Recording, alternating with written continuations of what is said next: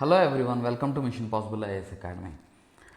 Aspirants, science and technology current affairs చాలా important. Especially APSC group 2 స్టూడెంట్స్కి science and టెక్నాలజీలో current affairs చాలా important. అవే ఎగ్జామ్లో మీకు క్వశ్చన్స్గా అడిగే అవకాశం ఉంది కాబట్టి ఎక్కువ కరెంట్ అఫైర్స్ బేస్డ్ క్వశ్చన్సే ఎక్కువ ఇచ్చే అవకాశం ఉంది. మీరు కావాలంటే గ్రూప్ 1 పేపర్ చూసుకున్నా మీకు అర్థమవుతుంది. ఓకే, సో ఈ కరెంట్ అఫైర్స్ మాత్రం రెగ్యులర్గా ఫాలో అవుతూ ఉండాలి. అండ్ ఇప్పుడు మనం పేపర్ 2 క్రాష్ కోర్స్ కూడా స్టార్ట్ చేసాము. అయితే పవర్ పాయింట్ ప్రజెంటేషన్స్ కూడా తయారు చేస్తున్నాము. యూపీఎస్సీ స్టూడెంట్స్తో సమానంగా మీరు పోటీ పడాలనే ఉద్దేశంతో ఇంగ్లీష్ మీడియం స్టూడెంట్స్కి, తెలుగు మీడియం స్టూడెంట్స్కి ఒకే కంటెంట్ ఉండాలి. యూపీఎస్సీ స్టూడెంట్స్ ఏదైతే మీరు ప్రిపేర్ అవుతున్నారో సైన్స్ అండ్ టెక్నాలజీ కానీ ఎకానమీ కానీ వాళ్ళకి యాక్చువల్గా ఎక్కువ అవైలబుల్ ఉంటుంది కంటెంట్. సో అదే కంటెంట్ మీకు ఇవ్వాలి అనేదే మా కాన్సెప్ట్. తెలుగు మీడియం స్టూడెంట్స్ కూడా ఇవ్వాలి. సో రెండింటికి English medium content, Telugu medium కంటెంట్కి మార్కెట్లో డిఫరెన్సెస్ ఉన్నాయన్నమాట. ఇంగ్లీష్ మీడియం ఉన్న వాళ్ళకి తెలుగు మీడియం, తెలుగు మీడియం ఉన్న వాళ్ళకి ఇంగ్లీష్ మీడియం కంటెంట్ దొరకట్లేదు. సో ఆ డిఫరెన్స్ని మేము తగ్గించి మీకు ఇంగ్లీష్ మీడియం స్టూడెంట్స్కి, తెలుగు మీడియం స్టూడెంట్స్కి ఒకే కంటెంట్ ఇచ్చేలాగా, యూపీఎస్సీ స్టూడెంట్స్కి చదివే కంటెంటే మీకు కూడా వచ్చేలాగా, మన సిలబస్ ప్రకారం వచ్చేలాగా మనం డిజైన్ చేస్తున్నాము. మీకు ఆ క్లాసెస్ అన్నీ కూడా వస్తాయి, మీరు వర్రీ అవ్వాల్సిన అవసరం లేదు. అండ్ దాంతోపాటు కరెంట్ అప్డేట్స్ కూడా, కరెంట్ అఫైర్స్ కూడా మనం కవర్ చేస్తాము. ఓకే, సో ఇప్పుడు ఈరోజు మన టాపిక్లో ఈ ఐఎన్ఎస్ అరిగాత్ గురించి మనం తెలుసుకుందాము. దీంట్లో ఉన్న ఫీచర్స్ అనేది ఎగ్జామ్ పాయింట్ ఆఫ్ వ్యూలో ఇంపార్టెంట్. సో ఈ ఐఎన్ఎస్ అరిగాత్ని విశాఖపట్నం నుంచి మన డిఫెన్స్ మినిస్టర్ 29th ఆగస్టున దీన్ని జాతికి అంకితం చేయడం జరిగింది.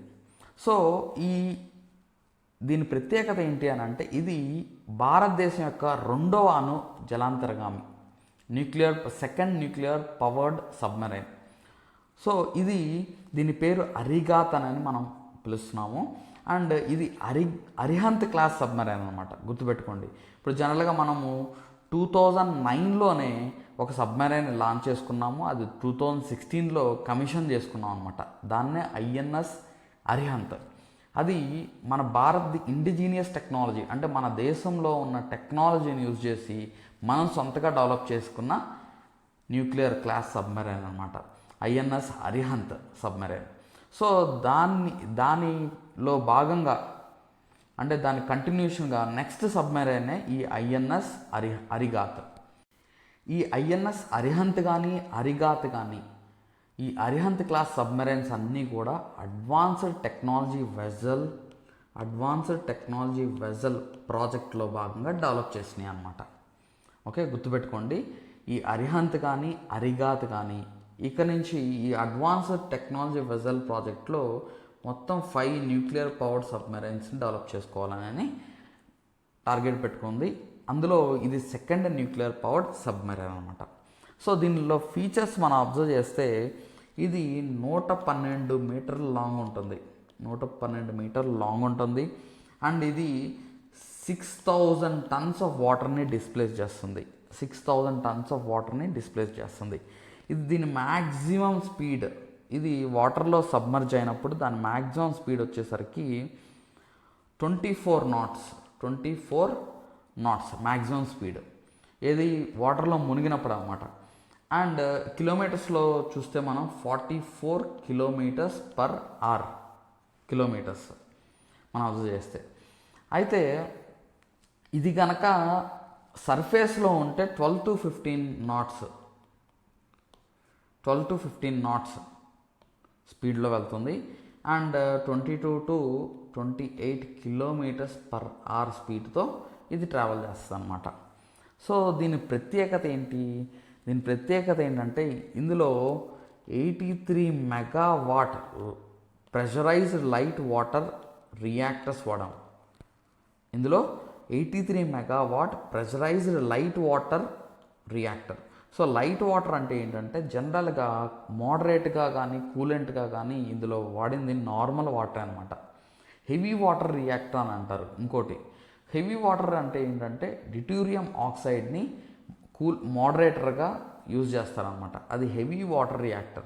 కానీ ఇక్కడ ఏంటి, నార్మల్ వాటర్ రియాక్టర్నే యూజ్ చేస్తాం. ఎందుకంటే ఇది ఆల్రెడీ మనకి సబ్మెరైన్ అండర్ వాటర్లోనే ఉంటుంది కాబట్టి ఆ వాటర్ కూడా ఎక్స్ట్రాక్ట్ చేసి దాన్ని నార్మల్ వాటర్ కన్వర్ట్ చేసుకొని మనకి సబ్మెరైన్ని పవర్ చేయడానికి, కూల్ చేయడానికి, లోపల ఉన్న రియాక్టర్స్ని కూల్ చేయడానికి ఇది యూజ్ చేస్తున్నాం అనమాట. ఓకే, సో అయితే ఏంటంటే దీని అడ్వాంటేజ్ ఏంటి? ఇప్పుడు డీజిల్ సబ్మెరైన్స్కి న్యూక్లియర్ పవర్ సబ్మెరైన్స్కి మధ్య డిఫరెన్స్ ఏంటంటే డీజిల్ ఏమో ఎప్పుడు ఫ్యూయల్ నింపుకోవడానికి మళ్ళీ పైకి రావాల్సి వస్తుంది, అండ్ క్యారీ ఆ ఫ్యూయల్ ట్యాంక్స్ ఏమో పెద్ద పెద్ద ట్యాంక్స్ క్యారీ చేయాల్సి వస్తుంది. సో అదొక బర్డన్.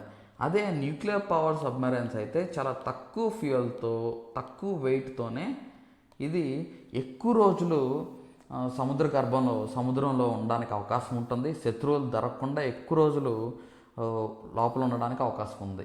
దాన్నే స్టెల్త్ టెక్నాలజీ అని అంటాము, స్టెల్త్ ఫీచర్స్ అని అంటారు అనమాట. ఓకే, సో ఇంకోటి ఏంటంటే ఇది మనకి 12 K-15 మిసైల్స్ లాంచ్ చేసే క్యాపబిలిటీ ఉందన్నమాట. దీనికి 12 K-15 మిసైల్స్ ఒకేసారి లాంచ్ చేసే క్యాపబిలిటీస్ ఉన్నాయి, and 4 nuclear powered missiles launch చేసే అవకాశం ఉంది. 4 nuclear powered missiles, K4 missiles అని అంటారు.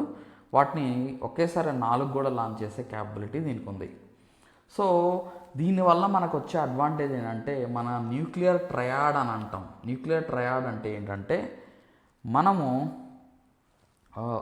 సర్ఫేస్ మీద నుంచి, ల్యాండ్ మీద నుంచి, నెక్స్ట్ సీ మీద నుంచి మనము మిసైల్స్ లాంచ్ చేసే క్యాపబిలిటీ కనుకుంటే, న్యూక్లియర్ మిసైల్ లాంచ్ చేసే క్యాపబిలిటీ ఉంటే దాన్ని న్యూక్లియర్ ట్రయాడ్ అని అంటాం. సో ఈ న్యూక్లియర్ ట్రయాడ్ క్యాపబిలిటీ ఆఫ్ ఇండియాకి ఇది బూస్టింగ్ అనమాట, ఇది లాంచ్ చేయడం వల్ల. ఇంకోటి ఏంటంటే మన భారతదేశంలో నో ఫస్ట్ యూజ్ పాలసీని అడాప్ట్ చేసుకున్నాం. నో ఫస్ట్ యూజ్ పాలసీ అంటే ఏంటంటే ముందు శత్రువుల మీదకి మనం ఫస్ట్ న్యూక్లియర్ వెపన్ని లాంచ్ చేయము.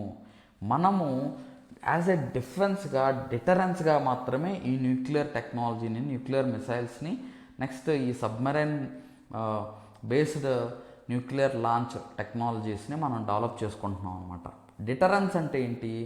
వాళ్ళు కనుక అంటే శత్రువులు ప్రయోగిస్తే దాన్ని మనం అడ్డుకునే క్యాపబిలిటీ ఉండాలి. నెక్స్ట్ మనం ఇమీడియట్గా సెకండ్ స్ట్రైక్ క్యాపబిలిటీ అని అంటాము.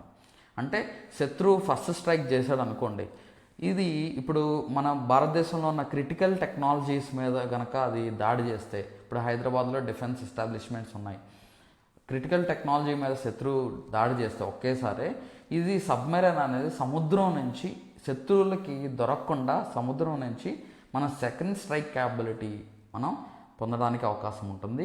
సో అందుకనే ఈ న్యూక్లియర్ పవర్ సబ్మెరైన్స్ అనేవి చాలా ఇంపార్టెంట్. అది మాత్రమే కాకుండా మనం ఎస్పెషలీ డిఫెన్స్ టెక్నాలజీలో ఇండిజీనియస్ టెక్నాలజీస్ మనం డెవలప్ చేసుకున్నాం. అంటే మనమే సొంతగా టెక్నాలజీని, ఇది జనరల్గా మనం కొనుక్కోవాలి ఇటువంటి టెక్నాలజీ అంటే చాలా కాస్ట్లీ ఉంటుంది, అది మనకి హ్యూజ్ బర్డెన్ అనమాట. సో మనమే ఏం చేస్తున్నామంటే ఈ అరిహంత్ క్లాస్ సబ్మెరైన్స్ ప్రాజెక్ట్లో భాగంగా మనము వీటిని డెవలప్ చేసుకుంటున్నాం. సో వీటిని మనం SSBNs అని అంటారు, అంటే submarine launched ballistic nuclear submarines అని అంటారు, SSBNs అని అంటారు అనమాట. సో ఇటువంటి SSBNs ప్రపంచంలో యునైటెడ్ స్టేట్స్ ఆఫ్ అమెరికాకి, రష్యాకి, చైనాకి ఉన్నాయన్నమాట. సో అటువంటి వాటితో మనం కూడా ఈ అరిహంత్ క్లాస్ సబ్మెరైన్స్తో మనం వాటితో ఆ దేశాలతో మనం చేరామని చెప్పొచ్చు అనమాట. అరిహంత్ సబ్మెరైన్కి అరిగాత్ సబ్మెరైన్కి డిఫరెన్స్ ఏంటి?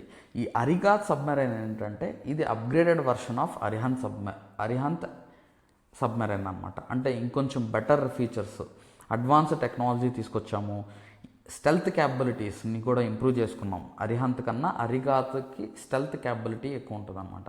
అంటే శత్రువులు దొరకకుండా మనం స్ట్రైక్ చేసే క్యాపబిలిటీస్ ఉన్నాయి దీనికి. అండ్ నెక్స్ట్ ఇంకోటి అంటే వెపన్స్ ఎక్కువ కూడా క్యారీ చేసుకునే కెపాసిటీ కూడా మనం తీసుకున్నాము, డెవలప్ చేసాము.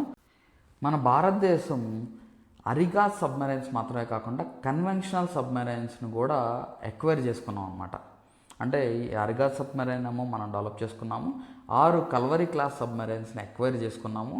అది మాత్రమే కాకుండా 15 సబ్మెరైన్స్ ప్రాజెక్ట్ 75, ప్రాజెక్ట్ 76, ప్రాజెక్ట్ 75ASలో భాగంగా మనం ఒక 15 కన్వెన్షనల్ సబ్మెరైన్స్ కూడా డెవలప్ చేస్తున్నాం. సో సబ్మెరైన్స్ అనేది చాలా చాలా ఇంపార్టెంట్. మనం ఎన్ని సబ్మెరైన్స్ ఉంటే అంత మంచిది. ఎందుకనంటే ఇండో పసిఫిక్ అనేది చాలా కీలకమైందనమాట. సో ప్రపంచం మొత్తం ఇప్పుడు ఇండో పసిఫిక్లో ఏం జరుగుతుంది అనేది చూస్తుంది. సో అందులో మనం స్ట్రాంగ్గా చైనాని కౌంటర్ చేస్తూ, పాకిస్తాన్ని కౌంటర్ చేస్తూ మనం ఒక పవర్ఫుల్ నేషన్గా ఎదగాలి అని అంటే ఈ సబ్మెరైన్స్ కూడా చాలా ఇంపార్టెంట్ రోల్ ప్లే చేస్తాయి. అందులో మన దేశీయంగా మనం డెవలప్ చేసుకోవడం అనేది చాలా కీలకం. సో మీరు గుర్తుపెట్టుకోవాల్సింది ఏంటంటే ఇందులో ఫీచర్స్ ఏంటి, నెక్స్ట్ ఇందులో ఎటువంటి న్యూక్లియర్ రియాక్టర్ యూజ్ చేసాము, దీని ఫీచర్స్ ఏంటి, ఇది ఎగ్జామ్లో డైరెక్ట్గా అడిగే అవకాశం ఉంది. కాబట్టి ఇందులో ఏ క్లాస్ ఆఫ్ మిసైల్స్ని యూజ్ చేస్తాం, కే క్లాస్ ఆఫ్ మిసైల్స్ని యూజ్ చేస్తాం. అది మన కలాం గారి పేరు మీద ఈ K class of missiles develop చేశారు. అండ్ ఇందులో K-15, K-4 మిసైల్స్ని యూజ్ చేస్తాం. సో యాస్పిరెంట్స్ ఈ కరెంట్ అఫైర్స్ అనేది రెగ్యులర్గా ఫాలో అవ్వండి. నేను మళ్ళీ చెప్తున్నాను, ఉన్న సమయాన్ని యూటిలైజ్ చేసుకోండి, ప్రతిరోజు చదవండి. మీరు సక్సెస్ అవ్వాలంటే ఖచ్చితంగా ప్రతిరోజు మీరు చదవాల్సిందే. రివిజన్ చేసుకోండి, as many revisions as possible revisions ఇవ్వండి.